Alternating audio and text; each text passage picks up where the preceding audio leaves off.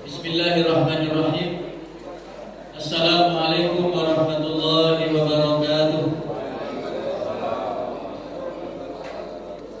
Alhamdulillah, alhamdulillahilladzi arsala rasulahu bil huda wa dinil haqq liyudhhirahu 'ala ad-dini kullih wa kafa billahi shahida. Asyhadu an la ilaha illallah wahdahu la syarika lah wa asyhadu anna Muhammadan 'abduhu wa rasuluhu alladzi la nabiyya wa la rasula ba'dah. Allahumma shalli wa sallim wa barik wa an'im 'ala sayyidina Muhammad wa 'ala alihi wa sahbihi ajma'in. Rabbi shrah li sadri wa yassir li amri wahlul 'uqdatam min lisani yafqahu qawli. Subhanaka la ilma lana illa ma 'allamtana innaka antal alimul hakim wa tub 'alaina innaka antat tawwabur rahim. Hadirin hadirat, Bapak Ibu hadirin sekalian yang dirahmati Allah, kita bersyukur pada pagi hari ini kembali lagi kita dipertemukan oleh Allah di masjid yang mulia ini, masjid yang senantiasa kita harapkan bisa menjadi wasilah bagi kita untuk bisa senantiasa dekat dengan Allah dan juga dekat dengan Rasulullah Shallallahu Alaihi Wasallam. Shalawat salam kita haturkan untuk manusia pilihan Allah, suri tauladan kita, yaitu Nabi kita Muhammad Shallallahu Alaihi Wasallam.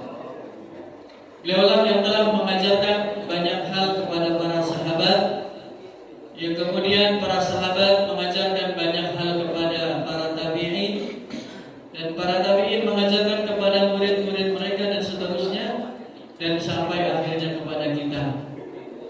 Nabi Muhammad SAW adalah samudra yang luas dan dalam, sementara para sahabat adalah orang-orang yang berusaha untuk mengambil sumber-sumber itu, sampai akhirnya yang sampai kepada kita bukan lagi samudra, tetapi hanya aliran-aliran kecil, sungai-sungai kecil.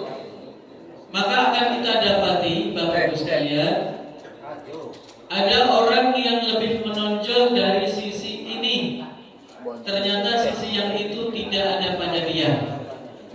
Ada orang yang menonjol dari sisi yang itu, ternyata sisi yang lain tidak ada pada dia. Karena memang kita ini adalah orang-orang yang mendapatkan ilmu tidak langsung dari Nabi. Kita hanya mendapatkan ilmu dari guru-guru kita. Artinya kadang-kala yang benar itu bisa jadi di sebelah sana, yang menonjol di sebelah sana, kita hanya dapat di sini. Tetapi kalau para sahabat, mereka mendapatkan sumber itu langsung dari Nabi, sehingga seakan-akan kesempurnaan ada pada mereka. Ya, karena sumbernya memang dari Rasul langsung. Samudra luas, dalam dan sebagainya. Mujahidin iya ada mereka. Ahli ibadah ada mereka. Kecerdasan ilmunya ada pada mereka. Mereka ini paket lengkap. Kalau kita kan tidak. Ada yang ahli sedekah tapi dia kurang dalam ahli ini. Ada yang ahli sabar tapi dia lemah dari sisi ini. Kalau para sahabat itu mereka pakai lengkap, karena sumbernya langsung dari Nabi Muhammad SAW. Tetapi sekali lagi tidak perlu kita berkecil hati, meskipun jarak, tempat dan waktu sangat jauh dengan baginda Nabi Muhammad SAW, tetapi kita ternyata masih ditakdirkan oleh Allah untuk menjadi orang yang senantiasa istiqomah menjalankan apa yang pernah diajarkan Nabi Muhammad SAW. Bapak Ibu hadirin hadirat sekalian yang dirahmati Allah, pagi hari ini kita akan membahas tentang dimulainya dakwah secara terang-terangan, secara terbuka. 3 tahun yang lalu Nabi Muhammad SAW dakwah dengan cara sembunyi-sembunyi, rahasia. Tetapi setelah turun ayat wa anzir ashiratakal aqrabin, kemudian turun ayat lagi yang lebih tegas lagi, surat Al-Hijr ayat 94, fasda' bima tu'mar wa a'rid 'anil musyrikin. Wahai Muhammad, tampakkanlah apa yang sudah pernah aku ajarkan kepadamu. Dakwah ini tampakkanlah secara terbuka. Wa a'rid, dan berpalinglah 'anil musyrikin, dari orang-orang musyrik. Pokoknya apa yang pernah diajarkan jangan lagi ngumpet, jangan lagi sembunyi-sembunyi. Sekarang saatnya engkau menampakkan dakwah itu. Nah, Bapak Ibu sekalian, semenjak ayat ini turun, Nabi tidak pernah berhenti menampakkan dakwahnya. Yang biasanya sholat di lembah Baji, ini sekarang sholatnya di depan Ka'bah. Terang-terangan udah. Sholatnya di tempat-tempat umum, pagi dan petang. Tentunya timbul gesekan, timbul perselisihan.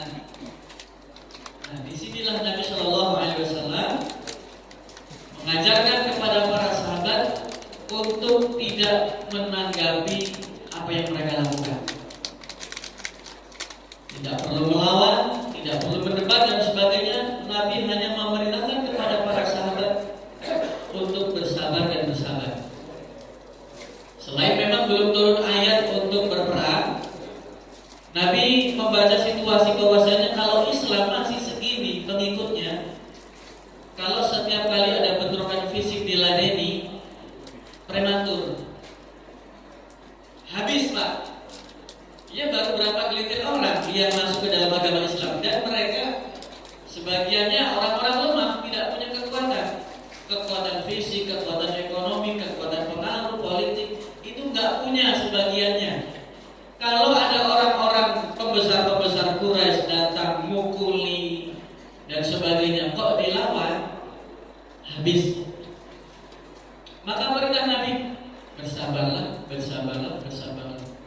Dan itu banyak menghabiskan cucuran keringat dan bahkan darah. Sayyidina Bilal, ini kan efek dari dakwah secara terbuka.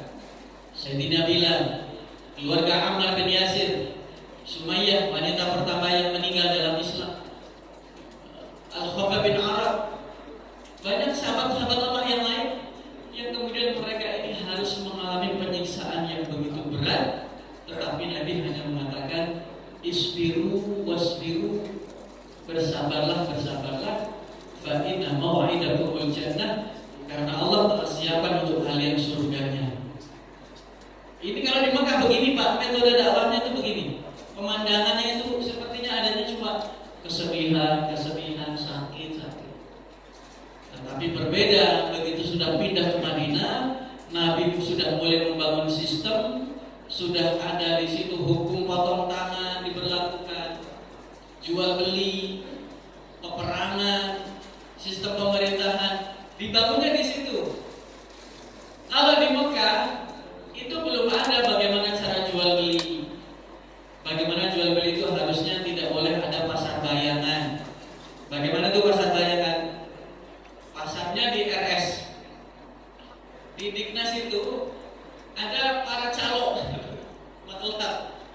Pedagang-pedagang dari luar sana datang lewatnya situ Dignas, dicegat sama para perantara ini. Sebelum pedagang dari sana tahu harga sesungguhnya di sini, harga pasaran, ini para calo sudah kasih patokan harga sendiri. Itu nggak boleh dalam syariat agama kita. Misalkan harganya di sini 15.000, sama calo di situ dipatok 10.000. Para pedagang dari sana 10.000 sudah dianggap untung, maka dijualnya di situ. Begitu sampai sini harganya naik. Nah itu dalam agama kita nggak boleh. Namanya pasar bayangan. Jadi pedagang-pedagang itu jangan dicegat di tengah jalan. Biar mereka tahu dulu harga pasaran hari itu berapa. Pasar. Nah di Mekah nggak ada aturan seperti ini. Yang ada nanti periode Madinah, hukum potong tangan. Potong tangan pun nggak serta merta ya.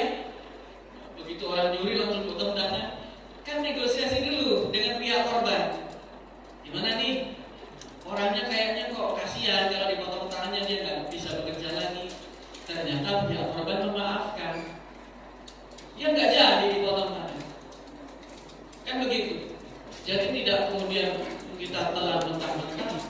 Mengerikan sekali Islam ini. Baru nyuri begitu udah potong tangannya. Ternyata ada prosesnya cukup jauh, panjang. Di Mekah seperti itu Bapak Ibu sekalian rahimakumullah.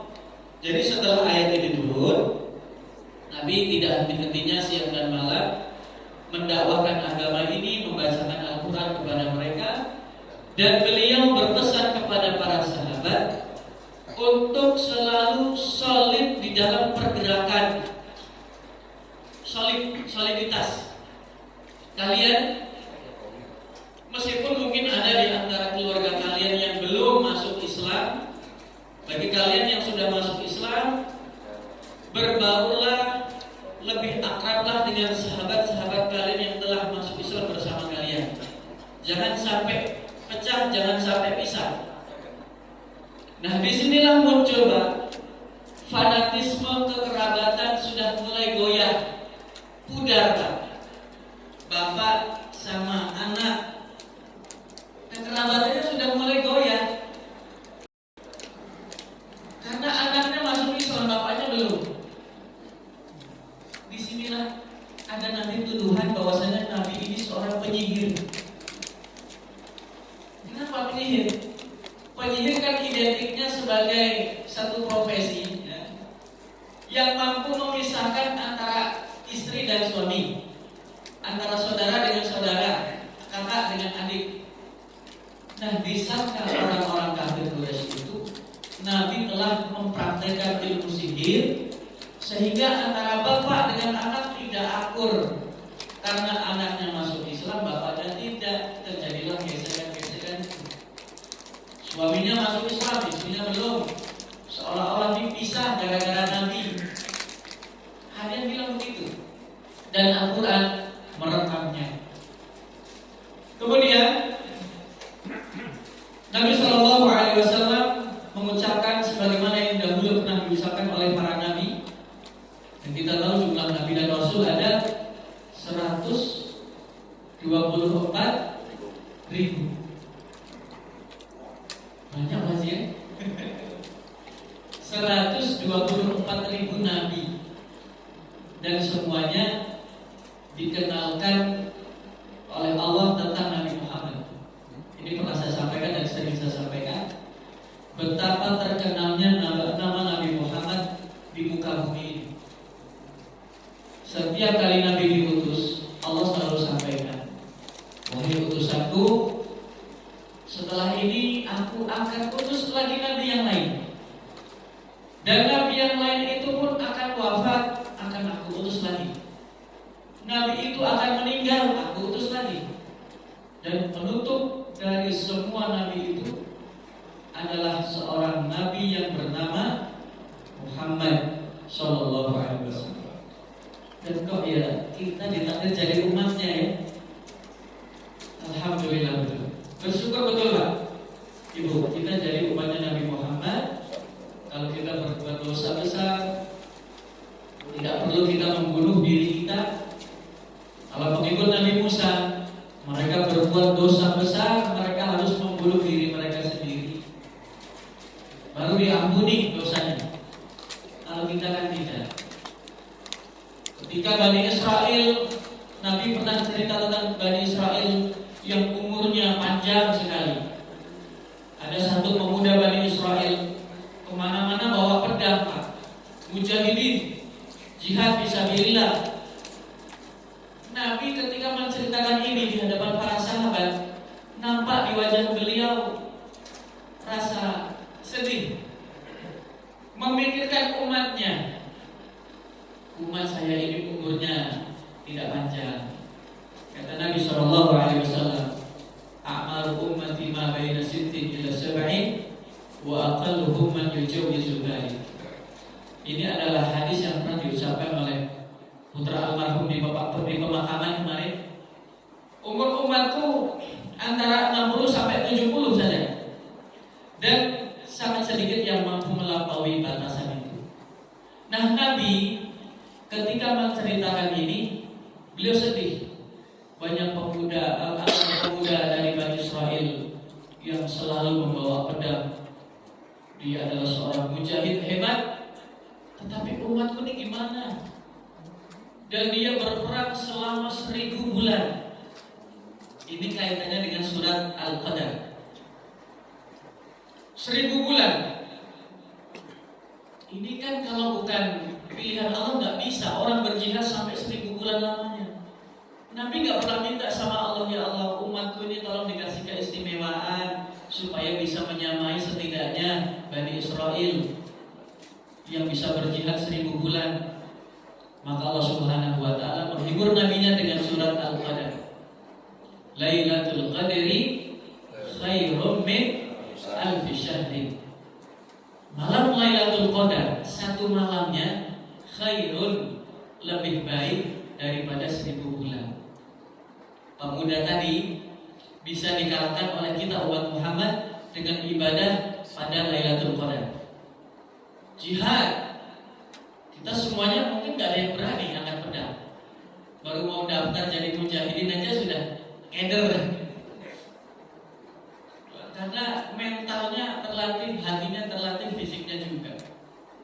Saya pernah dapat cerita dari salah seorang, bahwasanya jangan dikira mujahidin itu fisiknya kuat-kuat semua. Yang paling menentukan itu hati. Ada 2 orang mujahidin. Yang satu badannya besar tegak, yang satu kayak tidak meyakinkan gitu. Begitu mendengar ledakan, yang badannya besar tadi tiba-tiba menggigil dan kata komandannya, kamu harus dipulangkan. Kamu harus dipulangkan karena berpengaruh Pak Haji dengan tim yang lain. Akhirnya bapak ini dipulangkan. Justru yang kelihatannya kayak wah, melasi, cara Jawanya menjanji gitu ya. Ternyata dia sanggup. Kenapa?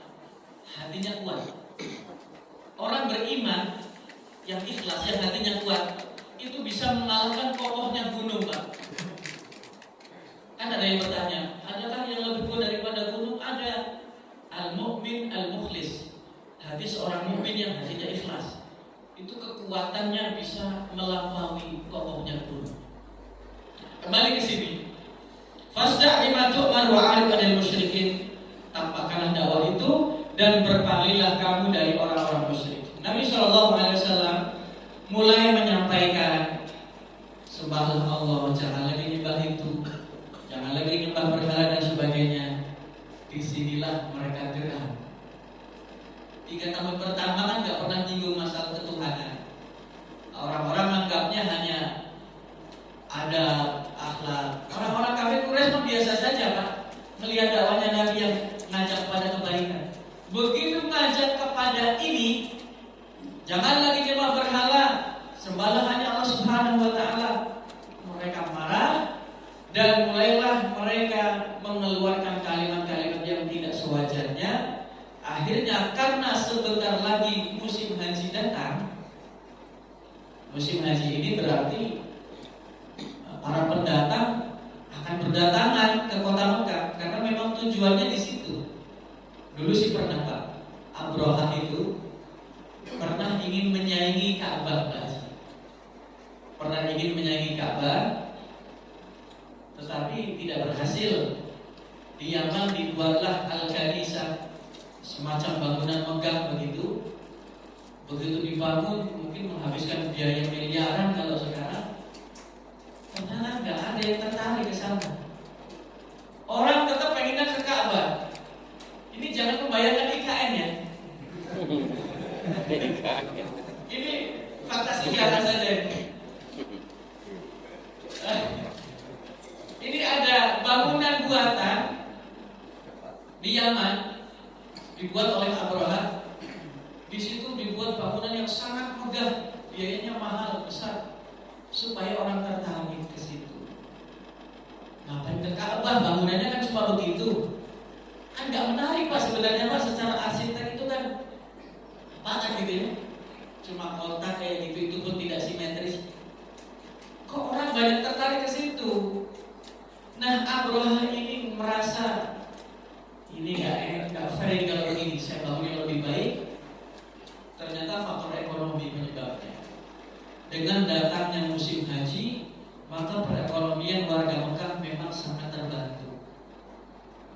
Orang Yaman ingin, ternyata nggak berhasil juga, Pak. Orang tetap inginnya ke Ka'bah, ke Mekah. Akhirnya berangkatlah orang-orang ke Mekah semuanya, yang di Yaman ditinggalkan.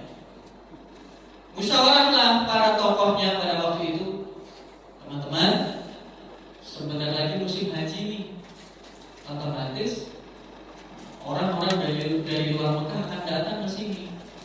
Nah, kalau urusan Muhammad belum kita selesaikan, kita khawatir orang-orang akan terpengaruh dengan dakwahnya Muhammad, bisa gempar nih, perekonomian kita bisa terancam.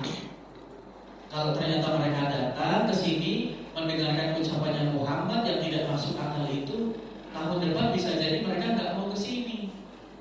Nah, kita jualan baju nggak laku lagi nanti. Mereka ini pinter, Pak, Quraisy itu. Jadi mereka kan jualan pakaian ihram khusus pendatang yang haji dari luar, itu nggak boleh bawa pakaian ihram dari luar. Harus beli sama orang itu, orang Quraisy. Kalau beli baru mereka kan ada keuntungan. Kalau yang bawa dari luar itu harus dilepas dan pakai baju ihram punya warga lokal. Ini kan kejadian juga ya di tempat-tempat ziarah ya. Bapak Ibu sekalian rahimakumullah, rapatlah mereka, yang mimpin rapat bapaknya Khalid. Siapa nama bapaknya Khalid? Al-Walid ya.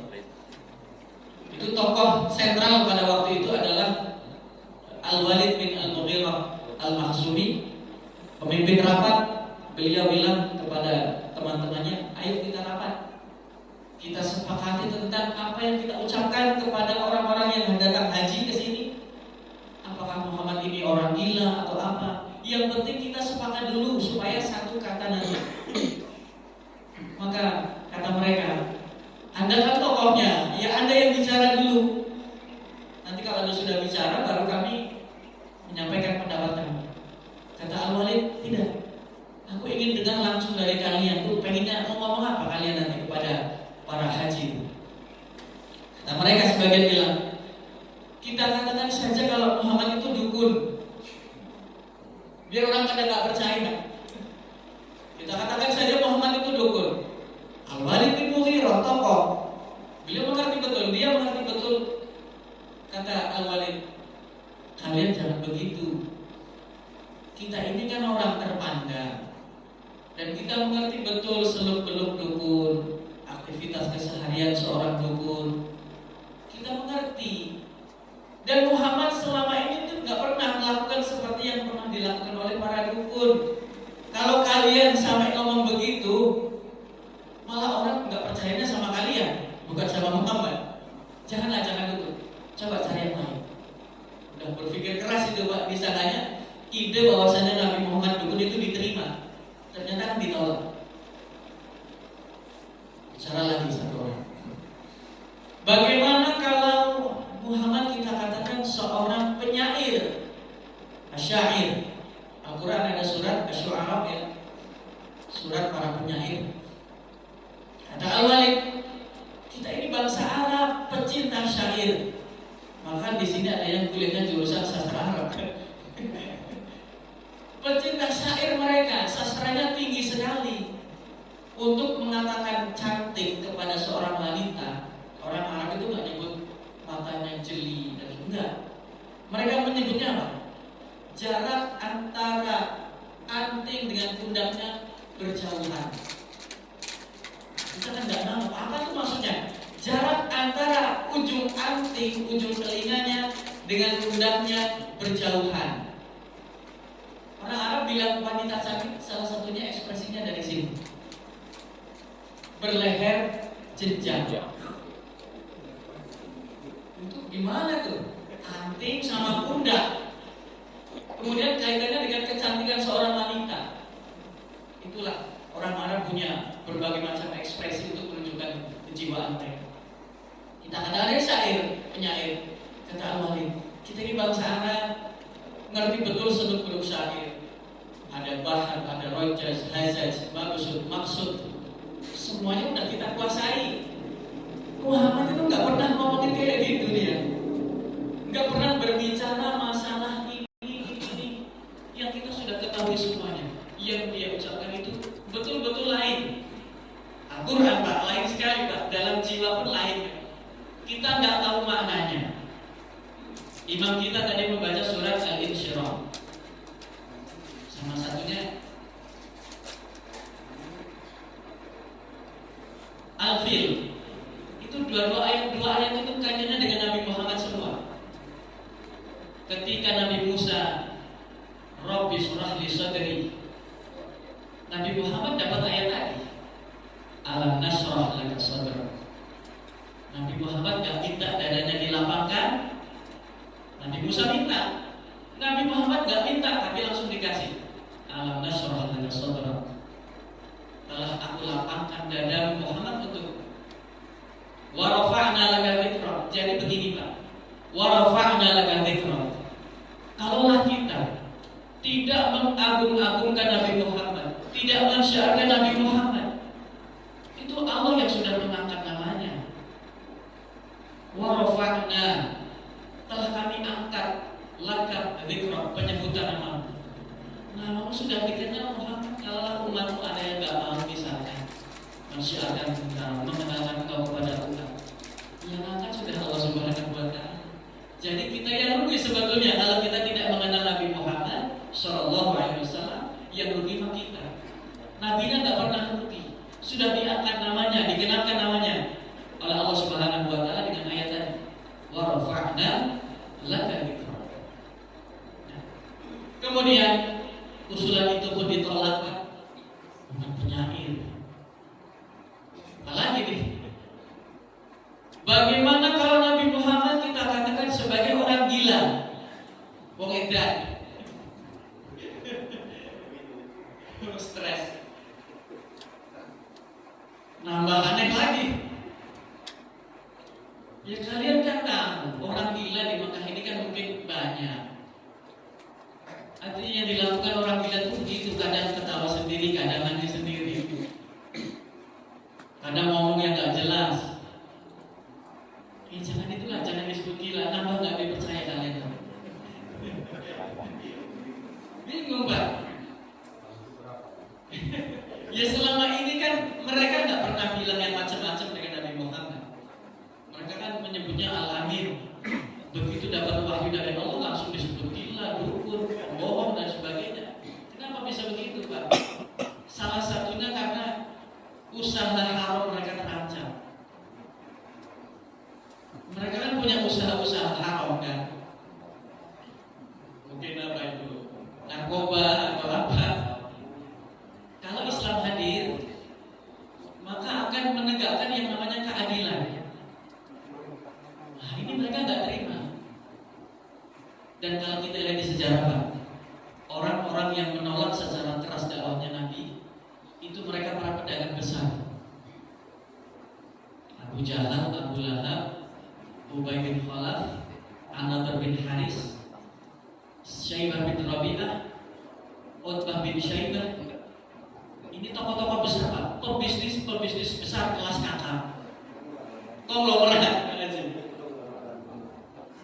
Kalau Nabi datang membawa kesetaraan, membawa keadilan Islam, jangan jualan homer, jangan judi, jangan ini.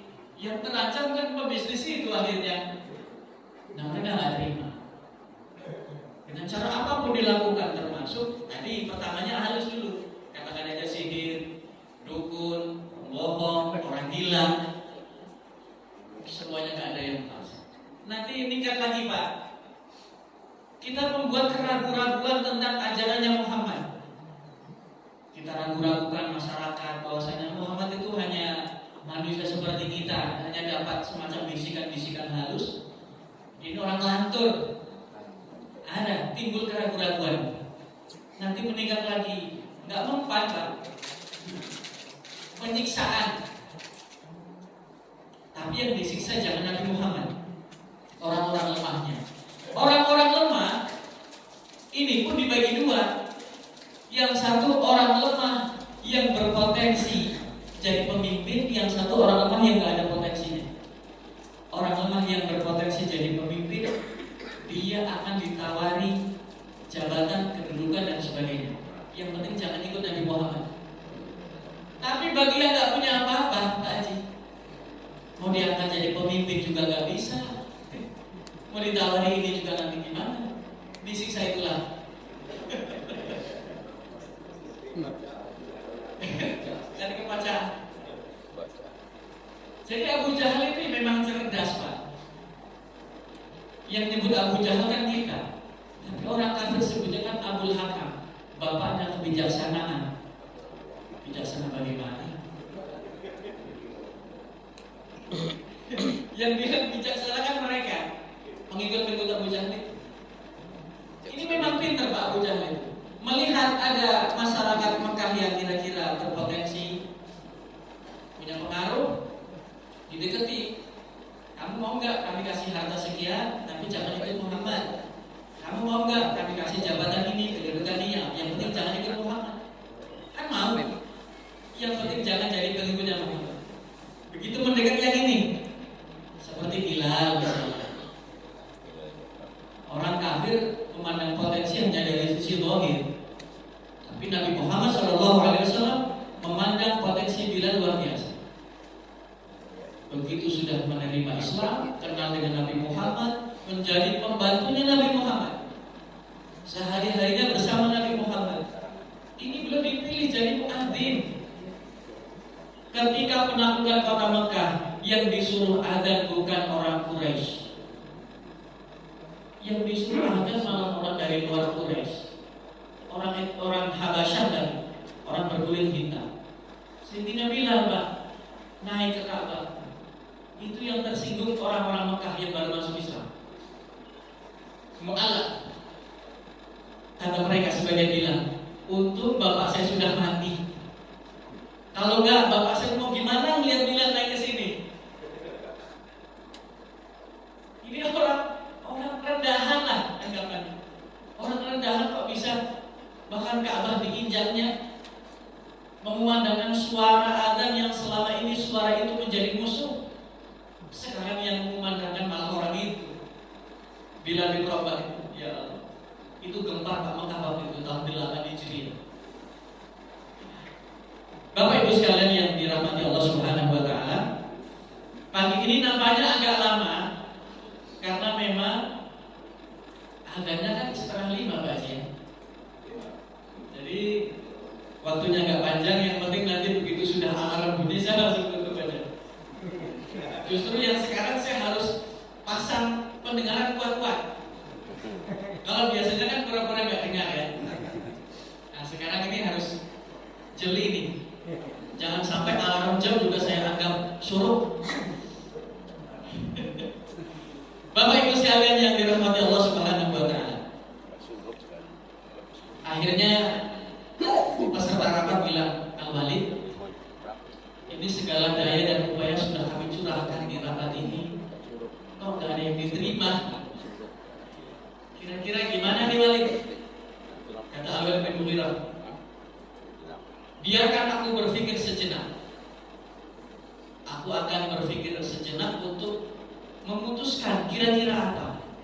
Nah ketika Al-Walid bin Mughirah Al-Makhzumi berpikir tentang ini, Allah Subhanahu wa taala merekam aktivitas Al-Walid bin Al-Mughirah dan Allah turunkan ayat 18 sampai 25 dari surat Al-Muddathir. Innahu fakkara wa qaddar. Sesungguhnya dia, innahu itu dia siapa? Bapaknya Khalid. Dulu kan kita pernah belajar pentingnya belajar sirah nabawiyah, salah satunya mengetahui asbabun nuzul sebuah ayat.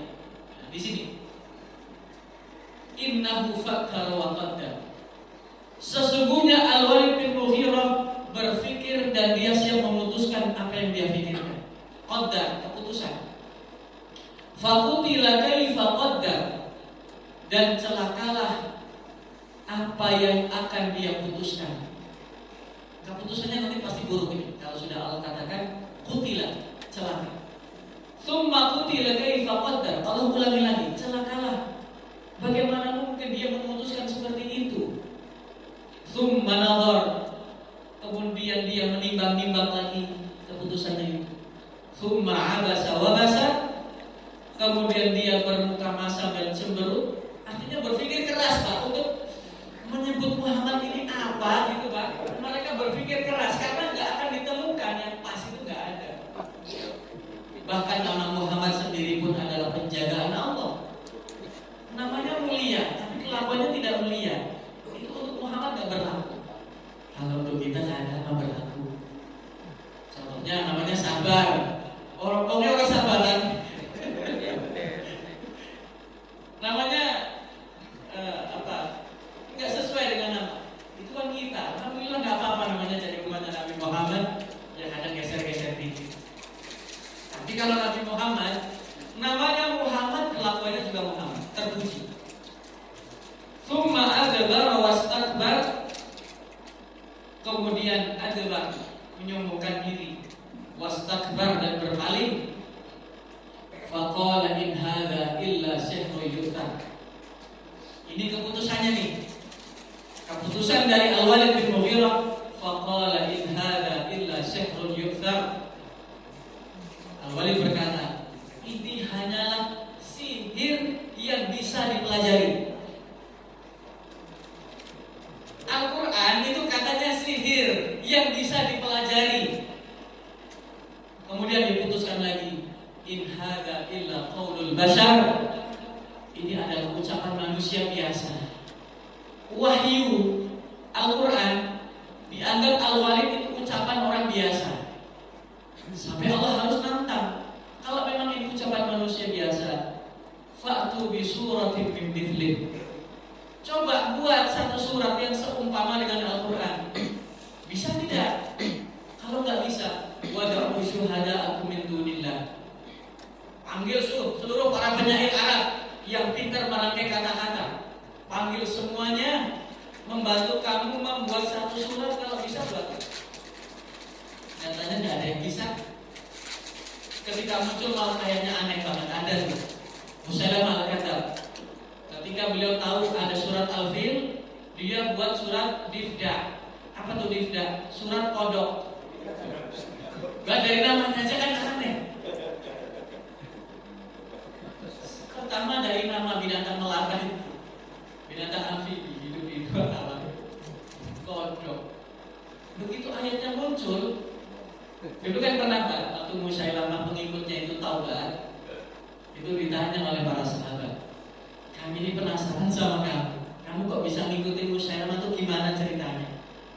Itu ayat yang pernah turun sampai itu ayat apa? Dia malu Pak, kalau bisa janganlah, jangan nanya lah, malu saya ucapinnya. Kami ingin tahu betul apa ayat itu. Surat Difda tentang kodok. Kodok hidup di dua alam, hanya menceritakan itu Pak, tidak ada makna. Ya Allah. Ternyata mereka ikut Musailamah itu karena faktor asobiyah, kesukuan. Kami lebih percaya Musailamah karena dia dari Rabi'ah. Kami percaya, sebenarnya percaya juga sama Muhammad, tapi kami nggak percaya karena Muhammad dari Mudor. Garis nasab Nabi kan Mudor. Kalau Musailamah Rabi'ah, kami lebih percaya Rabi'ah daripada Mudor. Itu karena faktor itu sebetulnya. Jadi surat apa tadi?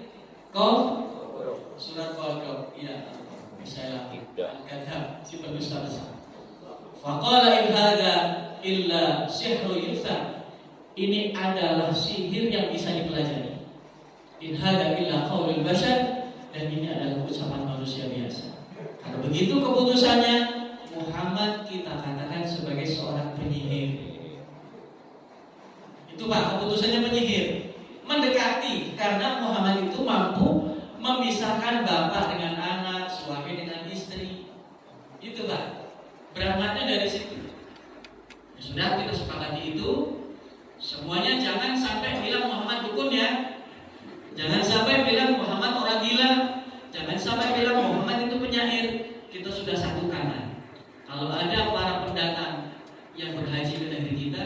bilanglah kepada mereka kalau Muhammad adalah penyihir. Satu kata. Betul Pak? Nabi Muhammad di lokasi yang lain pun sedang memikirkan, ini mumpung sebentar lagi musim haji, saya harus menyebarkan dakwah ini seluas-luasnya kepada mereka.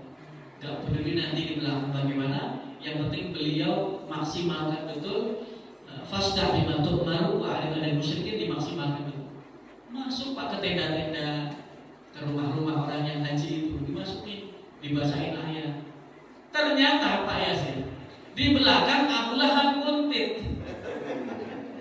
Abu Lahab lagi menguntit dari belakang. Kalau mengikuti kan agak bagus juga ya. Menguntit itu jelek. Bahasa Indonesia. Mengikuti karena curiga dan ingin membuat rencana lain. Sudah selesai membaca Quran, Nabi Muhammad keluar, Abu Lahab masuk. Gak usah percaya sama orang itu tuh keponakan kandung saya. Dia ini mendapatkan semacam keanehan dalam pikirannya, mengatakan begini-begini, Tuhan tuh katanya cuma satu, padahal kan banyak. Gak usah percaya sama dia. Dia adalah orang yang telah keluar dari agama nenek moyangnya. Nabi Muhammad yang membangun kepercayaan di awal, Abu Lahab yang meruntuhkannya. Jadi kayak orang mengenalkan paslon, begitu yang di belakangnya closingnya lebih kuat lagi. Akhirnya Pak, Nabi Muhammad dalam pikiran kita gagal ya, karena closingnya selalu Abu Lahab. Yang meng-closing bukan Muhammad SAW, tapi Abu Lahab. Dalam pikiran kita gagal nih Nabi Muhammad. Tapi ternyata tidak. Mereka pulang ke negeri masing-masing membawa berita besar. Ada seorang laki-laki yang katanya Nabi, namanya Muhammad, mengajarkan ini. Meskipun mereka belum percaya 100%, setidaknya informasi tentang adanya satu Tuhan sudah sampai menyebar kemana-mana. Itu menjadi pembicaraan tersendiri. Maka muncul penasaran, sehingga nanti beberapa tahun kemudian kan muncul orang yang masuk Islam dari luar Mekah. Ini kisahnya mirip dengan 11 September 2001. Bapak Ibu masih ingat WTC Pentagon? Nah, ada satu lagi bangunan yang tidak begitu terkenal yang dihancurkan, itu adalah markas intelijennya Amerika. Itu nggak begitu diekspos. Itu juga meledak juga, agak jauh dari situ. Itu kan orang jadi penasaran kan Pak, dengan agama Islam, katanya teroris dan sebagainya. Justru orang jadi buka Quran, terjemah dan sebagainya. Justru banyak tertarik. Kadang memang Islam hadir dari sesuatu yang sepertinya merugikan, tetapi ternyata menguntungkan. Seperti Gaza, banyak orang terbuka tentang Gaza, Palestina. Bahkan orang yang kafir pun, selama dia masih punya hati nurani, pasti dia akan, kemanusiaannya akan terbuka. Alhamdulillah di masjid kita setiap subuh mudah-mudahan selalu mendoakan saudara-saudara kita di Palestina. Allahumma suril muslimina wal mujahidina fi Filistin. Nah, itu Pak. Orang pulang ke negeri masing-masing dengan membawa berita besar. Kemudian musim haji sudah selesai dan alarm juga belum berbunyi. Maka kita lanjutkan kembali. Upaya menghalang-halangi masyarakat Mekah, menghalang-halangi dakwah Nabi. Satu, menimbulkan keraguan-keraguan bahwasanya Nabi itu manusia biasa kayak kita. Yamshi fil aswaq. Dia juga masih perlu kebutuhan hidupnya dipenuhi, jalan-jalan di pasar, belanja. Masih perlu pula begini. Kayak manusia biasa kayak kita. Kok kita bisa percaya sama dia? Menimbulkan keraguan-keraguan. Kemudian, memangnya Allah Subhanahu wa Ta'ala tidak punya pilihan lain apa selain Nabi Muhammad? Nabi Muhammad itu kan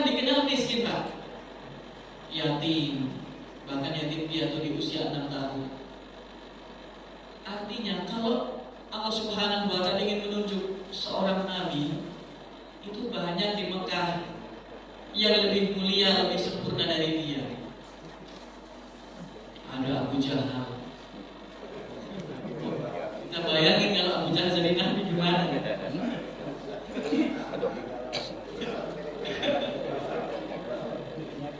Ada Abu Lahab, tokoh-tokoh hebat. Ada Utbah bin Syaibah, Rabi'ah bin Syaibah, An-Nadhr bin Haris. Ini orang-orang hebat kok malah nggak dipilih. Allah yang dipilih malah orang ini. Dan mereka sebagian bilang, mengapa manusia yang diutus, kenapa bukan malaikat aja? Mereka tuh ada yang ingin malaikat, Pak, yang turun. Bayangkan kalau malaikat yang rugi kita. Malaikat kan nggak punya nafsu ya. Dia mengajari kita untuk jangan menikah. Dianya bisa, Pak. Kitanya nggak bisa. Dia ngajarin kita untuk puasa sunnah atau puasa wajib. Dia bisa berlama-lama karena nggak punya nafsu untuk makan, lapar ya. Wah, kita mah lapar, Pak. Maka perlu pas ada Jumat itu minum. Maka kita diperintahkan oleh malaikat itu, kalau malaikat adalah nabi, sholat tahajud, ngantuk, capek. Nah, dia nggak punya capek, nggak punya ngantuk. Untungnya kemauan orang-orang kafir Quraisy ini tidak dipenuhi Allah Subhanahu wa Ta'ala. Dan minta malaikat yang turun langsung menunjukkan kebesaran Allah. Kemudian selanjutnya Nabi SAW mendapatkan tantangan yang sangat berat setelah tadi dilakukan ajarannya, dibuat lemah. Beliau kemudian mulai mendapatkan penyiksaan-penyiksaan, tetapi diarahkan kepada pengikut-pengikutnya yang memahami. Di situ nanti kita akan mendengar kisahnya Bilal, kisahnya Khabbab bin Arad. Waktu Khabbab datang menemui Nabi, Nabi sedang duduk bersandar di Ka'bah, mengenakan penutup kepala beliau. Khabbab datang dalam keadaan tubuh penuh luka. Khabbab bin Arad itu nanti menjadi ulamanya sahabat ahli Quran. Datang, ya Rasulullah, sambil nangis Khabbab, tolong Anda angkat tanganmu, kemudian meminta kepada Allah agar Allah segera turunkan pertolongannya untuk kami. Ini luka sudah sebanyak ini, darah sudah mengusut dan sebagainya. Tolong berdoa kepada Allah agar segera Allah menangkan agama ini. Nabi gak angkat tangan. Nabi malah memarahi Khabbab bin Arad. Dengan nada marah beliau mengatakan, wahai Khabbab, ada satu umat sebelum aku, sebelum kita, yang mereka tetap bertahan di dalam akidahnya meskipun tubuh mereka harus dibelah menjadi dua. Istilahnya, kamu tuh baru dibegitukan, baru disiksa gini-gini, isbir, sabar aja. Nabi itu kalau bertindak itu bukan berdasarkan kemauan sahabat, tetapi berdasarkan kehendak Allah Subhanahu wa Ta'ala. Allah belum turunkan ayat tentang perlawanan itu belum. Perintahnya hanya sabar. Maka Khabbab akhirnya menerima semua itu, sehingga Allah kemudian memberi predikat kepada orang-orang ini adalah sebagai as-sabiquna awwalun, orang-orang yang berlomba-lomba menjadi terdepan di dalam membela agama Allah. Allah telah cap mereka dengan as-sabiquna awwalun, yaitu orang-orang yang telah Allah ridhoi. Dan Allah tambahkan, selain Allah ridho kepada mereka, Allah telah siapkan surga yang di bawahnya mengalir sungai-sungai. Meskipun orangnya masih hidup, tapi Allah sudah beri kabar gembira kepada mereka. Yang tubuhnya penuh luka, yang berjuang dengan keringat dan darahnya, letihnya, lelahnya, semuanya telah disiapkan surga oleh Allah Subhanahu wa Ta'ala. Semoga kita termasuk, meskipun bukan as-sabiqun al-awwalun, tetapi kalau kita mengikuti mereka, mudah-mudahan sedikit banyaknya kita juga mendapatkan apa yang pernah dijanjikan Allah kepada mereka. Selanjutnya, minum dulu kok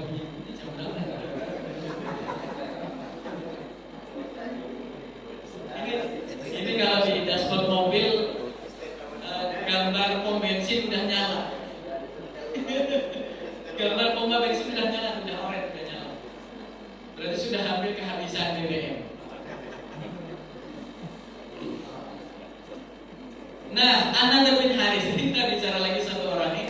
Another bin Haris.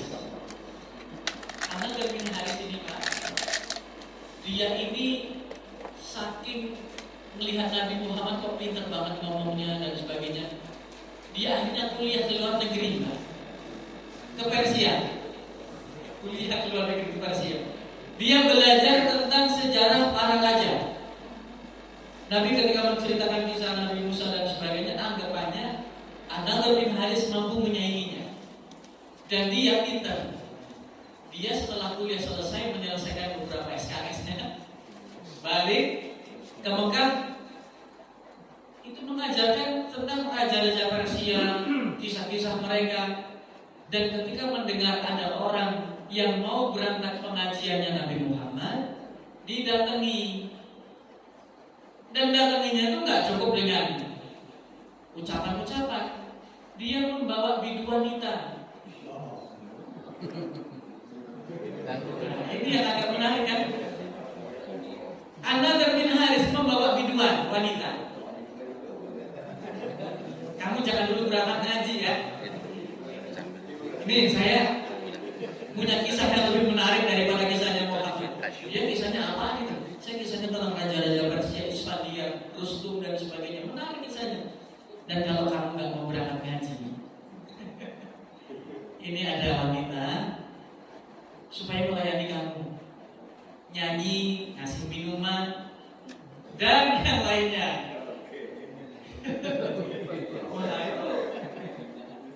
Wah itu kan bagi sebagian orang menarik itu. Bagi sebagian orang, bagi kita insya Allah tidak. Lebih menarik majelis ilmu, insya Allah. Nah, Another bin Haris membawa biduan wanita begitu. Tidak sekedar ucapan kisah-kisah dan sebagainya, ada iming-imingnya. Dan ini cukup efektif ternyata. Nabi Muhammad sempat tidak mampu membacakan ayat karena orang-orang ini kerjanya masif. Kerjanya luar biasa. Tokoh-tokoh kafir ini kalau sudah kerja serius betul. Harusnya kita sebagai muslim pun demikian. Mereka Pak, sekarang dan sudah berlangsung lama, yang sedang dibidik oleh mereka adalah para wanita. Kalau wanita itu rusak, maka kerusakannya bisa luas, dampaknya panjang. Kalau yang rusak sekedar bapak-bapaknya, ini kerusakannya nggak terlalu Pak. Tapi yang mereka sasar orang-orang kafir adalah wanita. Anak-anak perempuan kita jaga, istri-istri kita jaga. Karena kalau yang sudah rusak itu wanitanya, nanti benih yang dilahirkan pun bisa. Alhamdulillah.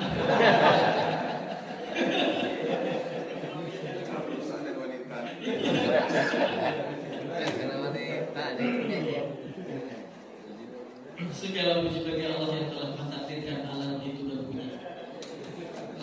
Subhanakallahumma wa bihamdika asyhadu an la ilaha illa anta